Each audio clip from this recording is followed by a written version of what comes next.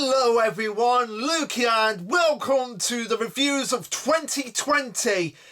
Man, 2020, you know, when you're younger and you think like, oh man, that year is going to be so far apart or so far away from where you are right now that it's crazy to think of all the possibilities. And yet, here we are right now, and yes, there have been changes. And for starters, I apologise that these videos have taken a long time to come, especially the Promised Neverland reviews, but I'm going to be doing the next 4 chapters. They're going to be, hopefully, fingers crossed, coming this week if everything goes to plan. Hopefully they'll be coming this week. But the big reason why I've not been doing the reviews and I've kind of been taking a little bit of a break is because I'm working on a project myself at the moment, which is hopefully you guys may be able to actually able to get your hands on as well, if you know what I mean with that, with me being vague with that description. And also as well, we had the whole issue with Marg Stream being dropped and everything, and also Jamini's block and that. But I've adapted. I've covered my bases, and I'm going to be going off the official translations now. The official manga translations. I got my subscription to Viz Media, so we'll still be doing the Promised Neverland reviews, and Dr. Stone reviews will come when Promised Neverland wraps up its series, which, judging by what's happened recently, it looks like, yeah, I'm right, that is going to be happening within the next 40 chapters or so. But that's for later, guys. I'm back now, and today we're going to be talking about Dr. Stone, finishing off the first series, but in time for the second series. So let's just get right into the intro.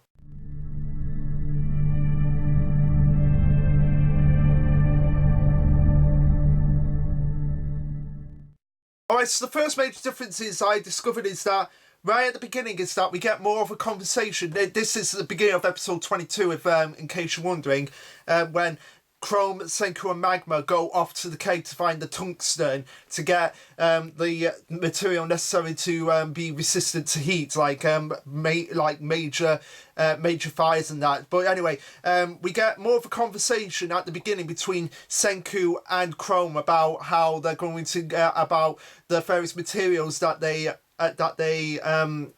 get together. Now, I'm not sure, I did put a note down that I think this moment comes a little bit, that the moment that they're talking about comes a little bit later on in the manga itself, and I'll discuss that when we actually get to it, but I really can't remember if it was actually the same conversation that they had, and the animators just decided to move it around. And also, a major difference here is that they cut out Gen's declaration, like right here, like as soon as Senku leaves, he's like, everyone gather around, I have something wonderful to tell you all. Like, they leave that until later after Senku has actually returned, and I really like that, as it kind of like lends itself to having a bit of mystery, like, oh, what's Gen actually going to be up to in this situation, whilst we're concentrating on Senku, Chrome and Magma. Now, another major change that they cut out was this whole conversation here between Chrome and Senku about how Magma will probably want to betray them. That's actually spaced over a montage, and I love it when animes do that, as they get the exposition a natural pace without like clogging up the episode and making it seem longer, or take it all eating up some screen time that could be used for other things. So yeah, that was a nice change that I actually liked, and also it seemed to be more sort of like between them, as opposed in the manga, where it's clear that Magma can hear what they're actually saying, and that's something that I was kind of like a bit iffy on, like, oh yeah, Magma, yeah, it was something like that in the manga, but I'm glad it was like just reduced to having the conversation over a montage of them actually exploring the cave. Although one thing that the anime did kind of screw up on is the way that Magma actually attacks Senku. Like right here, you can clearly see that. I don't know if you can. Yeah, you can clearly see right there that Magma's punch clearly has a bit more oomph to it, which makes a lot more sense why he would actually fall down into the depths of the cave. Whereas in the anime, it was just sort of like a light tap, so sort of like comparing something like this, something like that, to just like that. That was basically what it felt like in the anime itself. Like, it was just like, boom. tap like that, and that was kind of like really awkward in that regard, whereas the manga made it very clear that the punch had a bit of oomph to it. Now in my notes that I put down, I mentioned that it cuts out Chrome's statement about magma. Now I don't know whether that was referring to Chrome's statement right here, where he's like, you saw right through it. Magma tried to shove us before right into the Misa pit. I can't pronounce that word. So I'm not sure whether that is reference to that. I'm not entirely sure. But if it is, then yeah, I'm kind of like a bit on 50-50 about whether or not I prefer that to be cut or not. But one thing I do like that it's actually different from the manga to the anime is that when Magma is insulting Chrome and Senku, it's that he calls them he calls them wimps, whereas in the anime itself he calls them twigs, and I actually do prefer twig to wimp, because wimp is kind of implying that oh yeah, these two they're cowardly, they're not brave at all, and they're just gonna hide under a cave and hide under a rock and snivel and wait for someone else to come and save them. Whereas with Twig, that's really more of a representation of like Magma's stature in compared to them, because compared to him, they are twigs basically, and I really like that they actually did change that, because like I said, Senku and Chrome are not wimps in the slightest. Now in the anime, when we get to this part when Chrome's actually Chrome's actually gathering the water from one like full pit to actually bring over to the pit that Senku and Magma are in. We actually get Mecha Senku coming back to actually explain it. And in terms of Mecha Senku, I like how he's not overused. He's kind of like used in small doses, so it's kind of not really a distraction from the episode itself, although it kind of like takes it out of the episode itself at some points. And even in the manga, it kind of takes you out, like when you have Mecha Senku just breaking the fourth wall to explain to the audience exactly what scientifical doodah that they're implementing today, and how it actually works, and how you can actually do it yourself at home, kind of thing. I'm really 50-50 on that, but I'm really happy that that most of the time it's only used in sparring. It's not used in like every single episode all the time. And also I also like it, not to be disrespectful to Taiju, although Red from Control Chaos probably wouldn't even care with this, is that when we have this part right here where you can clearly see that it's Taiju that's in this part where Senku's talking to Magma and saying like, even the twigs that you are looking down on, even they are just as important as the muscle bound beings that you represent, Magma. In the anime, it's actually Magma that's in that like little fantasy as opposed to Taiju, which makes more sense considering that at this point it's Magma's not met Taiju yet, and obviously is not like, I will follow the majestic Taiju wherever he goes, because that's basically what Magma later on in the manga does, is like he follows Taiju. He's like, you are clearly more superior to me, so I'm going to follow you. At least that's the impression that I'm getting across from between Magma and Taiju at this point in the series. But anyway, it makes more sense for it to be Magma, considering that he is there, and it's more of a representation of Senku saying like, look, you need us just as much as we need you, Magma. And also, one other thing that's cut out here is, if I can find it right here, yeah, it's this for, even though the imagery's not cut out, the thoughts from Magma, just the wheels turning in his head and kind of thinking like, okay, maybe I can work with these people. That's kind of cool. And I'm kind of 50-50 on it, but I love overall the visual representation of it, of Michael just being insane and just contemplating what he's actually going to do. Now another thing they cut out is Magma's rescue right here, where they actually get Magma out of the pit itself, and we just straight up cut to them just by the fireplace. But that's because they actually have the halfway point at that point, so I can see why they decide to cut it out and not include it, because it seemed like it was pretty pointless to actually include that when we're already going to go for a transition and and cut back to here, so it's obvious they actually did get Magma out. But again, another thing that I like is that we have a little bit of a montage between these. But also, Magma's expression right here, where it's like, oh, we would probably have had to warm our bodies up together. Yeah.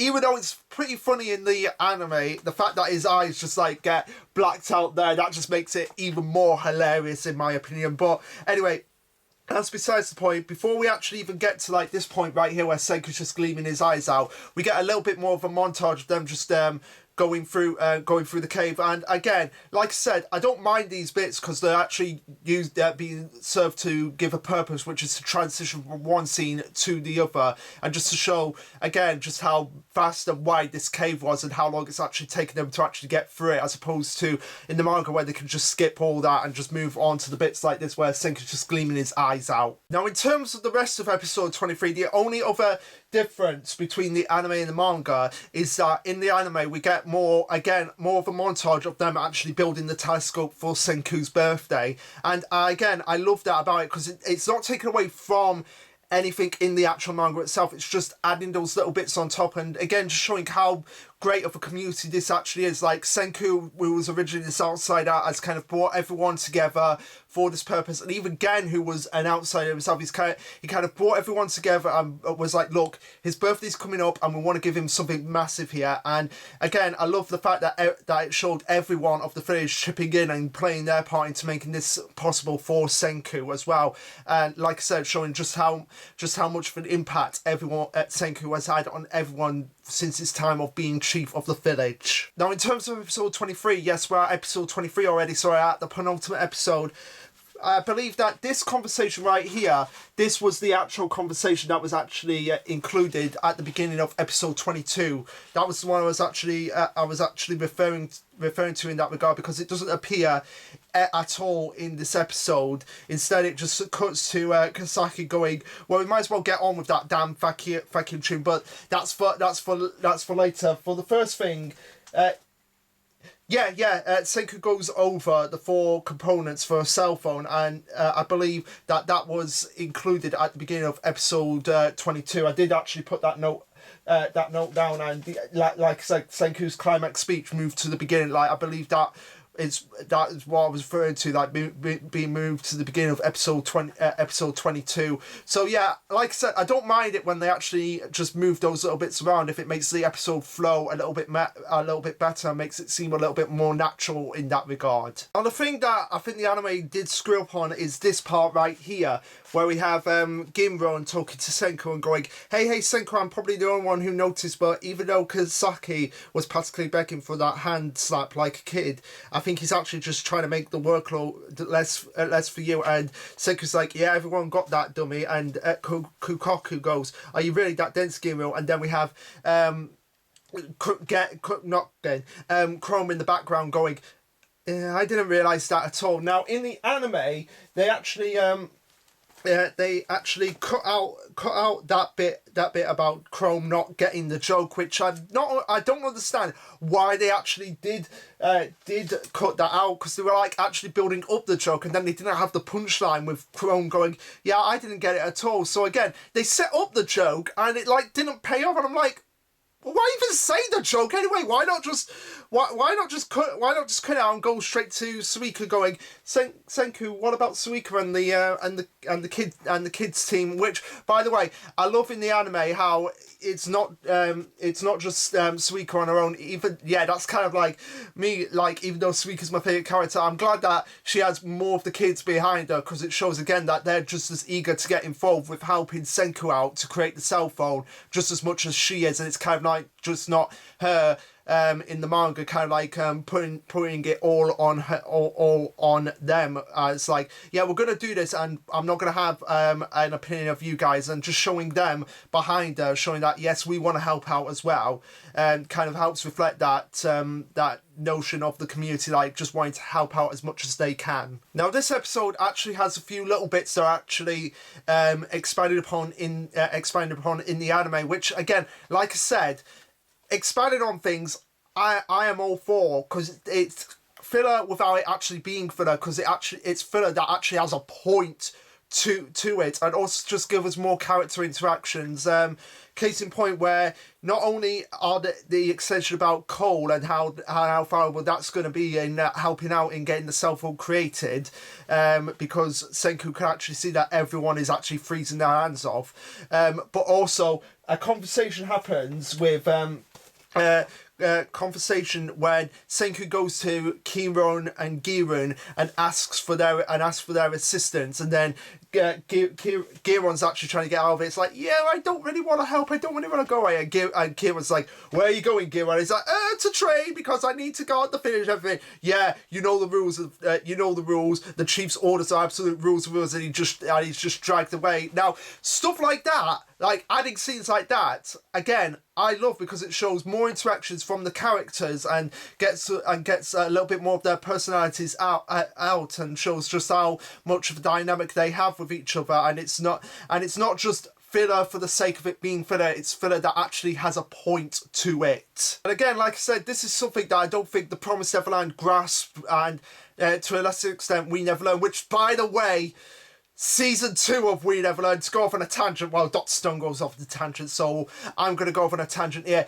Season 2 of We Never Learn, you guys who have probably seen it, who have read the manga, know what I'm talking about, like the ending to Season 2. And after I've done this video, I'm going to be like going through the first 3 episodes, but my project that I've got coming up, that'll kind of have to have the What's the Difference be put on the back burner for a while, so that I can get this project going on, which, guys, I've put you in anticipation long enough. The big project that I've got coming up is that I have written a book and I'm getting it published.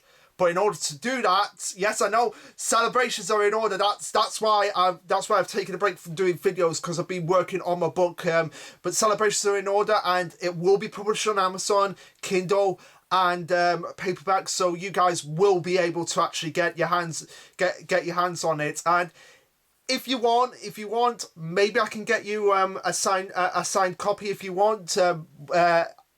But we'll work out the details later on, because for that it'll probably have to be a case of you buy the book, then you send it to my address, I sign it and send it back to you guys. But that'll probably be the way we'll do it, and I will be more than willing to do that if you guys actually just comment on any of my upcoming videos that you want a copy of my book. I will be giving links when it actually does come out in Kindle and Amazon, for you guys to actually go and buy if you want to. You are in no obligation to actually buy my book in any way. It's only up to your choice. But I'm very happy to actually get this book out. And in case you're wondering a little bit about what it's about, basically, if you take Toradora and Lovely Complex, those 2 series, and just add family drama to it, that's basically the general idea behind my book. Like, those 2 series that I saw, they were the main inspirations for me writing this book. It's a romance one. It's a romance, but it's more disguised as a family drama, because there's a lot more family drama than there is actual sort of like romance elements to it. Even though that's one of the big elements, I would prefer it to be more of a family drama with romance elements in it. So that's basically my book. It's my first one that I'll be publishing. I'm really excited about it, but I'm concentrating so far on the editing of it, and it's taken a really long time. So hopefully soon enough I'll be able to get it out. And like I said, if you want a signed copy, we'll work out the details there, and you'll just have to comment on the video itself. But yeah, that's what I wanted to talk about. But with We Never Learn, Season 2 just absolutely botched it. I actually got a list of what chapters were actually adapted for Season 2, and a lot was cut out. And I mean, a truckload was cut out. We'll be getting to that as soon as possible. I don't know when, but we will get to it soon. But yeah, like I said, I love those little scenes that are added to give a little bit more spice to the episodes. That are expanding on elements that were delivered in the manga. and this is especially more apparent when we get actually a montage of them actually building the stove itself. It's that we have like more of an expansion, because from the manga we go straight from here where they're in the snow to right here where the stove is actually created. But in the anime we actually get to see the stove actually being created more, and people being amazed by it. So again, like I said, I don't mind them adding bits, just as long as they don't cut out or don't distract from the main bits that are supposed to be the main focus of the episode. And fortunately, Dr. Stone has not done that. And also, one thing I loved in the episode was Gen's sort of like sync battery song / rap when he's going where is it where he's going here we go, take a sheet of zinc and wrap it up like a rice ball, and a bit of carb and a bit of charcoal. There's the magnesium battery finished. There's the medium magnesium battery finished. Nothing to obstruct me about this task. I love the rap that he does in that episode. Like it's like look, it's already finished. Look, it's already finished. So it's like it's a catchy song that just gets stuck in your head. And again, I love that. And also, to wrap up episode 23, we have the wine scene right here.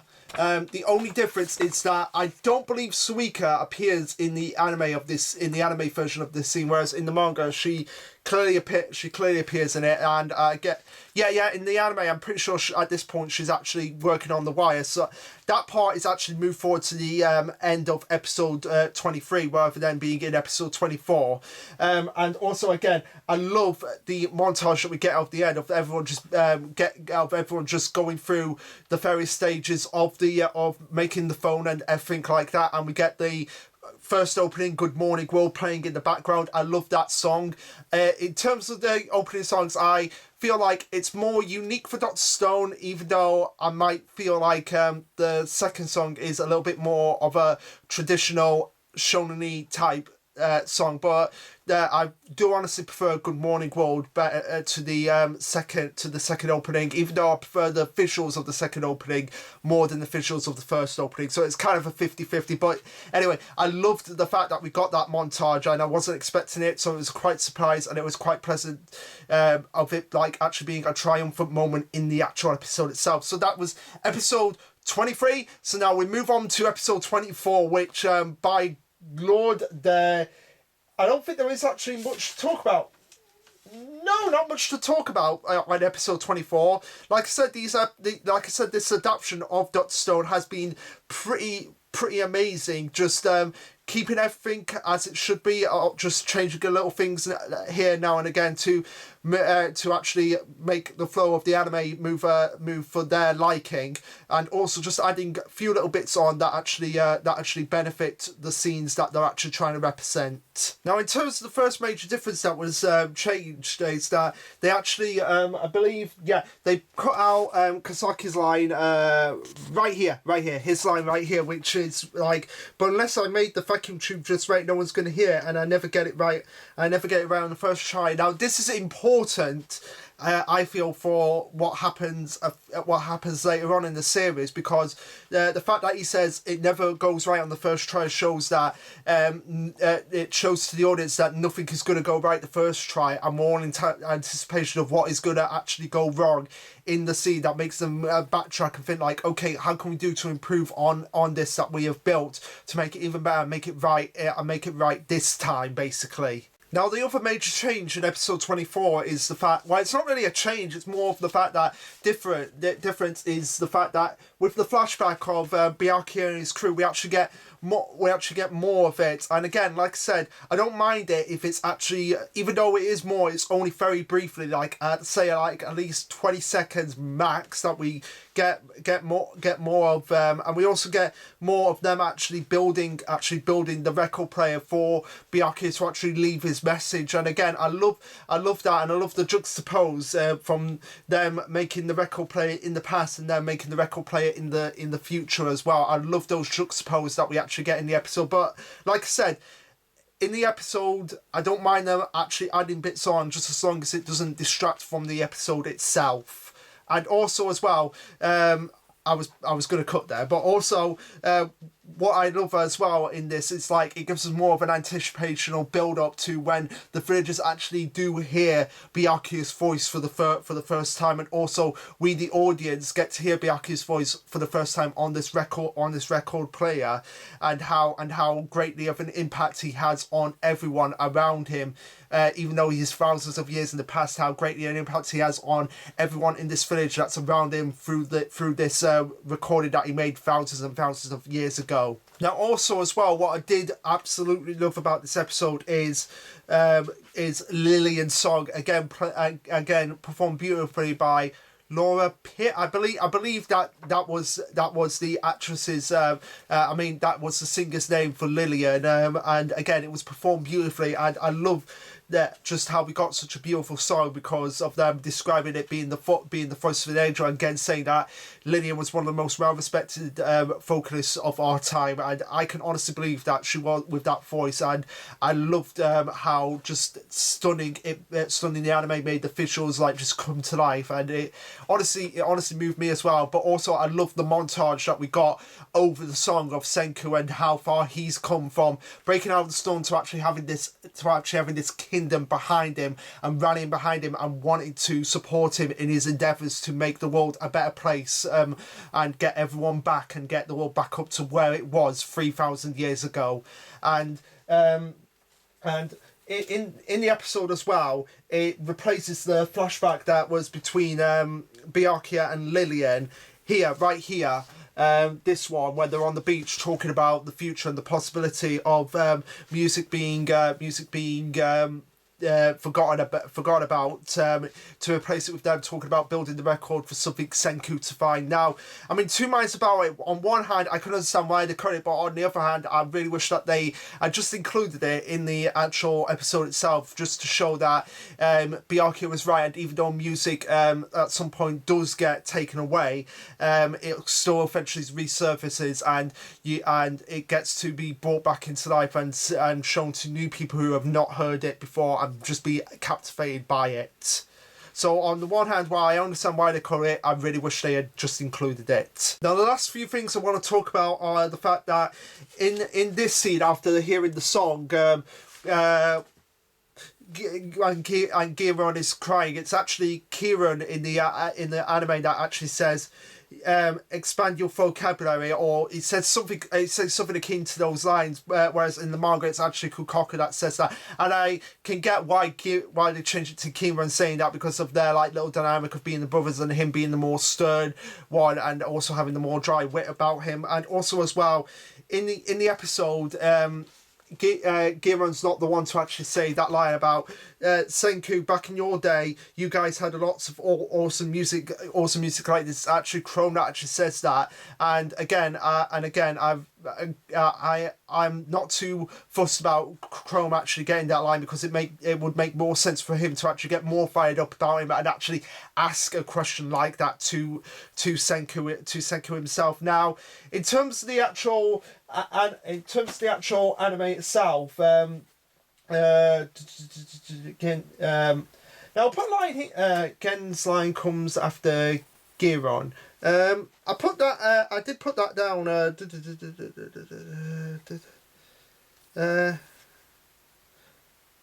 Gen's line comes after Giron. Oh yeah. This was it. This was what I was referring to. Like, okay, so we have Giron crying his eyes out, and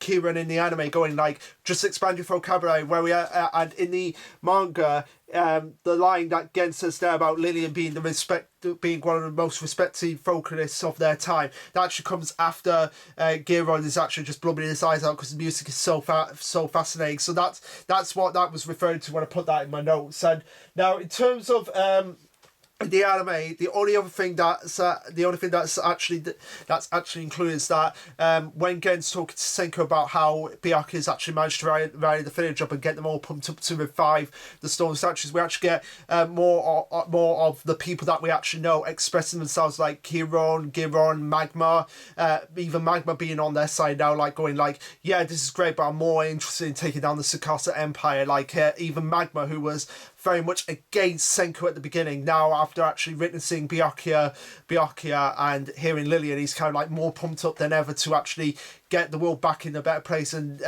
make it more beneficial for him himself, as well as everyone else that is in this village. And we get more people just like getting fired up about it. Now, in terms of manga content, it actually stops there after Gen goes, your guilt overthrowing them into this world, that hesitation, perhaps that's gone by, and Senku going, hee, nope, I never had any to begin with. Now that point, that's when they actually cut out the content from the manga, and they actually just have an anime only ending to season 1, which makes sense because it's it kind of doesn't have more this chapter that it ends on kind of doesn't have like a more like oomph ending to it. So I feel so I can kind of see why they just included an anime only ending, but also for them to include Taiju and Yusuriya again, and also have Kukaku go into Senku like, you actually did what you set out to achieve, and you actually got everyone rallying behind them to save complete strangers and bring them back. And it actually gets we actually get a flashback of when Kukaku and Senku first met. But main thing here is that it adds a scene with Taiju and Yusuriya and how it's been a year since they left Senku, and we also get a brief cameo from Nikki, who's like kind of observing them. And again, while this isn't in the manga itself, it actually makes sense to include that, because it's like, who's this mysterious girl watching Taiju and Yusuriya that's actually part of Tsukasa's empire. It actually leads into future events that are going to be playing a bit further down the line. So anyway, that was Dr. Stone season 1.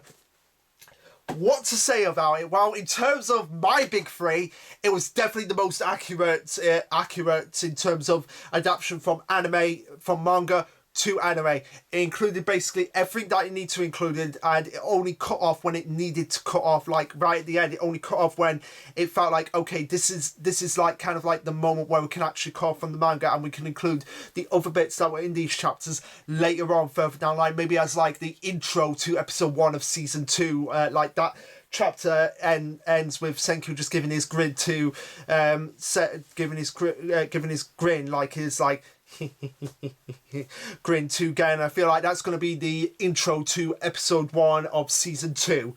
That wouldn't surprise me either way. And again, that would mean that it would include Suiko and Kasaki as like the openers to that to season 2 as well. But anyway, like I said, in terms of the big three, I would say in terms of anime adaptations, it would go Dr. Stone being like the most accurate. Then We Never Learned, despite how much content was cut, that what they did include, they included really well, and they didn't feel the need at points to adding as much filler as the Promised Neverland did. So Promised Neverland is at the bottom, which I'm kind of disappointed, although I can kind of see why people gravitated more towards the Promised Neverland than Dr. Stone, because Promised Neverland was more of like the traditional shonen series that they could gravitate towards, whereas Dr. Stone is more out of the box kind of like shonen, kind of in the same way as Bakuman is, from the creators of Death Note. But anyway, in terms of overall what I think of Dr. Stone season 1, I thought it was a really well done adaptation. Included everything that you need to include, and only added bits that they felt like, okay, this can be expanded upon at this time, and it didn't take away from the overall nature of what they were trying to say in the episode, or take away from the nature of the scene, or remove entire scenes completely. They just kind of like move them around to make the episode that they were creating flow more naturally as opposed to the manga. But anyway, guys, that was it. What did you guys think of Dr. Stone season 1? Let me know. And like I said, hopefully Promised Neverland reviews, the next 4 chapters, if all goes well, they'll be coming out in the next few days. So fingers crossed for those guys. And this will be Lasherluke signing off. Later, guys. Let's enjoy the next decade of anime and manga.